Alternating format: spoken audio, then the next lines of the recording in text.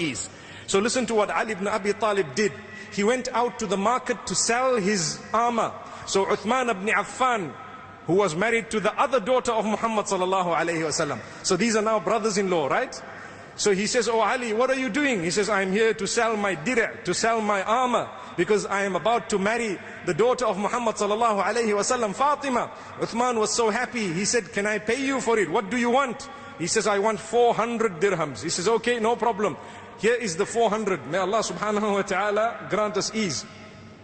He paid him a certain amount. Some say 400, some say 480 little gold coins. So that would be dananir, dinars.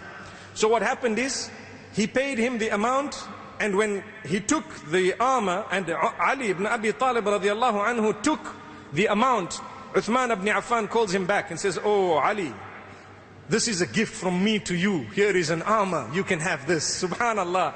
So he went back with the armor and with the 400 as well. Subhanallah. And he went to give it, and he told Muhammad sallallahu alayhi wasallam about what Uthman ibn Affan had done.